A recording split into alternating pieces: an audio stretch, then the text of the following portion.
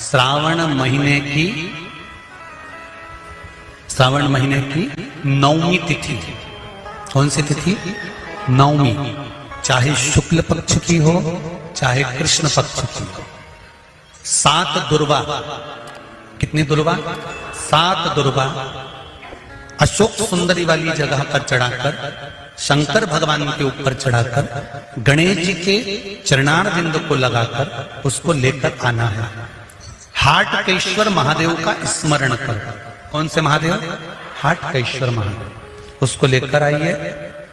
उदर में, पेट में रोग हो, बीमारी हो, बहुत ज्यादा तकलीफ हो रही हो, शरीर के अंतर्गत एसिडिटी रहती हो या पेट के अंतर्गत कोई ना कोई बीमारी बनी ही रहती हो, उसको भादों के महीने में, कौन से महीने में? भादों के महीने में किसी भी दिन सुबह के समय जब आप वो दुर्वा लेकर आए, 5 दिन, 6 दिन, 7 दिन में एक एक कर खाली पेट उसको चबा चबा कर खा लो और पानी पी लीजिए। करना पड़ेगा श्रावण महीने में, खाना पड़ेगी भादों में। चतुर्मास में चारों महीनों का बड़ा बड़ा महत्व है। कभी आपको एक स्मरण रहा हो कि जिस नारी के, स्त्री के रजोधर्म से जुड़ी हुई या पुरुष वर्ग में भी कहीं ना कहीं किसी ना किसी रूप में इस उदर से लेकर एड़ी तक के बीच में जो भी तकलीफ होती हैं उससे जुड़ी हुई के लिए भी सावन के महीने में एक प्रयोग आता है। उसको कर लेने से संपूर्ण जीवन समय में ये नाभि कोश से लेकर एड़ी तक के बीच में कभी तकलीफ हो ही नहीं सकती।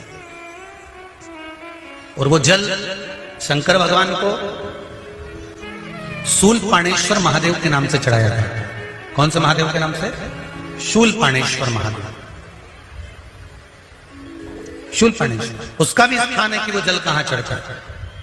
तो पहले तो नवमी तिथि का दुर्वा प्रयोग भगवान शंकर को समर्पित करते हुए, अशोक सुंदरी वाली जगह पर समर्पित करते हुए श्री गणेश जी महाराज को कहकर,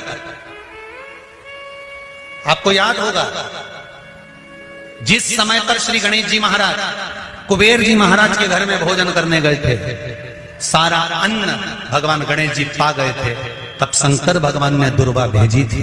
ये दुर्वा जब गणेश जी को भेजी गई थी तो वो औषधि के लिए भेजी गई थी कि गणेश जी ने ज्यादा पा लिया है तो शरीर में रोग ना हो जाए, पेट में कोई रोग ना हो जाए। तब शिव जी ने भेजी थी अशोक सुंदरी के माध्यम से। इस दुर्वा का प्रभाव रोग मुक्ति के लिए किया गया। आज भी नियम है, नवमी तिथि के दिन अगर भगवान नारायण के चरणों में हल्दी और कुंकू दोनों चीजें चढ़ाई जाए तो नारी कभी विधवा होकर नहीं मरती। आज भी लिखा है, अखंडता को पाने के लिए भगवान नारायण के सीधे चरण में हल्दी और उल्टे चरण में हरोली चढ़ाई जाती, कुंकू दोनों चढ़ाई। बीमारी डॉक्टर का पीछे ही नहीं छूट रहा हो तो शिव महापुराण, विष्णु पुराण और स्कंद पुराण में जो पुरुषोत्तम कथाओं का वर्णन किया गया है, एक आटे का दिया, उसमें 4 बत्ती, आटे के दिए में 4 बत्ती रखें, तिल्ली का तेल डाल लें, थोड़ा सा उसमें सरसों का तेल डालें। महाराज घर के बाहर, अर्थात घर के अंदर के बाहर जो चौखट होती, चौखट से थोड़ा सा बाहर, बिल्कुल चौखट में नहीं बैठना, थोड़ा सा बाहर, नवमी तिथि के दिन शाम के 6 से 6:30 के बीच में 21 बार जो व्यक्ति बीमार रहता है उसके सिर से नीचे की ओर श्री नरसिंह भगवान का स्मरण कर कर, वो व्यक्ति का उतारा कर रहे उसका नाम और गोत्र लेकर 21 बार जो उतार कर उस दिए को घर के ही चौखट पर रख देता है, उस व्यक्ति की बीमारी छूट जाती है महाराज, वो रोगीला नहीं रहता। घृत का दिया लगाकर शरीर में जो रोग है उसका स्मरण कर कर, शंकर जी से विनय कर कर, हे भोलेनाथ आपने शुक्र देवता को संजीवनी मंत्र दिया है तो क्या आप मेरे को वो मंत्र प्रदान नहीं करोगे? मेरे रोग, मेरी बीमारी, मेरे दुख को आप नहीं हरोगे? शिव से कहो, ये शरीर आपने दिया है और भजन करने के लिए दिया है, स्मरण करने के लिए दिया है, कीर्तन करने के लिए दिया है, तो संभालोगे भी आप। और बेलपत्री की ओर मुख कर कर, घी का दिया लगाकर महामृत्युंजय मंत्र का स्मरण कर लेने पर धीरे धीरे धीरे धीरे धीरे धीरे वो रोग समाप्ति की ओर आता चले जाता है।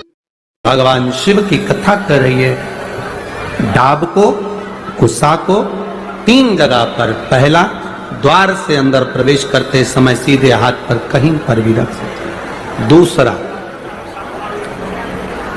पूजन का जो स्थान हो, पूजन की जो जगह हो, वहां अगर कुसा नहीं रख सको तो कुसा का आसन जरूर रखो। अगर कुसा नहीं रख सकते तो कुसा का आसन जरूर। तीसरा, रसोई घर के अंदर जहां पर परिंदा हो, मटका हो, हंडा हो, उसके आसपास में कहीं थोड़ी भी जगह हो, एक छोटी सी भी कुसा अगर अपन ने रख रखी है तो घर में कभी भी बड़ी बीमारी प्रवेश नहीं कर सकती। एक कुसा भी अगर हमने रखी है, एक डाब भी हमने रखी है, हम तो यहां तक कहेंगे, शिव महापुराण की इस पवित्र कथा में आप लोगों से कहना चाहेंगे,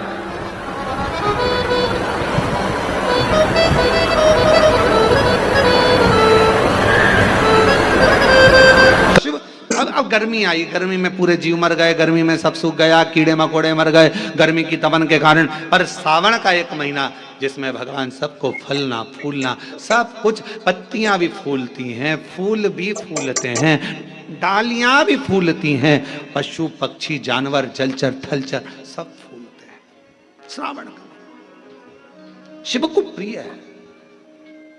और क्या कहा मेरे भोले बाबा ने नंदी से, ए नंदी, श्रावण का महीना हो, शिव तत्व की प्राप्ति को करने के लिए अगर कोई संसार का मानव मुझे पुकारता है, भजता है, शिव कथा कहती है, शिव जी कहते हैं नंदी से, उस जीव का कल्याण करने के लिए मैं स्वयं उसके द्वार तक पहुंच जाता हूं और उसका उद्धार कर देता हूं, उद्धार कर देता हूं। पर किसका चित्त लगे?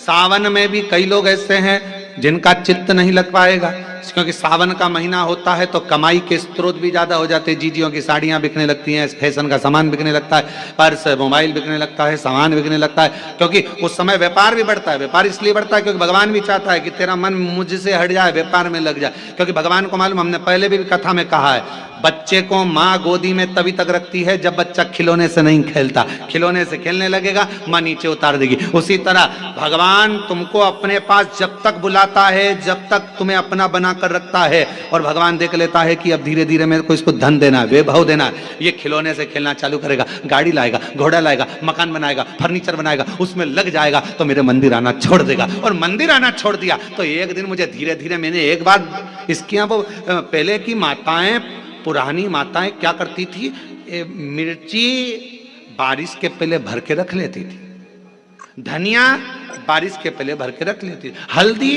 बारिश के पहले भर के रख लेती थी, अनाज बारिश के पहले भर के रख ले, क्योंकि 4 महीना खाएंगे खत्म हो जाएगा, अगले महीने में फिर 4 महीने बाद ले आएंगे। उसी तरह भगवान तुम्हें एक बार का विभव दे देता है, एक बार का धन दे देता है, एक बार की दौलत दे देता है, फिर लोग उसको भोगने लगते हैं, और भोगते भोगते आखिरी में एक दिन ऐसा आता है कि डब्बा खाली हो जाता है। डब्बा खाली होता है, फिर रोने बैठ जाता है, तकलीफ आई, फिर लोटा लेकर भागता है। शिव जी कहते हैं जो मेरे मंदिर में, मेरी कथा में, मेरे रस तत्व में हमेशा एक जैसा लगा रहता है, उसकी जिंदगी को भी मैं हमेशा उन्नति की ओर बढ़ाते बढ़ाते अग्रणता में लेकर चले जाता, फिर उसको डाउन नहीं करने देता, उसको नीचे नहीं आने देता।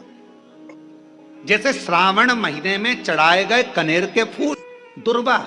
और हम सबसे कहेंगे, मान लो यदि कोई विशेष कोर्ट का केस चल रहा हो, कोई कोर्ट में कोई बातें चल रही हो, अदालत आदि में कोई कार्रवाई चल रही हो, कोई फाइल प्रशासनिक अधिकारियों के पास फंस गई हो और कुछ ना कुछ उसमें अपने को लगता है कि तकलीफ का प्रसंग है, तो हम कहेंगे शिव की आराधना करो, सत्यता पर जियो,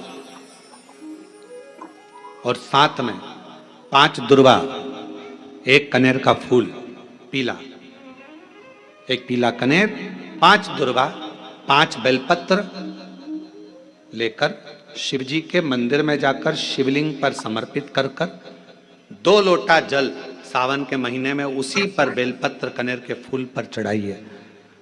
देवाधिदेव महादेव की कृपा होगी। ज्यादा से ज्यादा 6 महीना 7 महीना, इससे ज्यादा निर्णय आप ही के पक्ष में आएगा और शिव की कृपा से।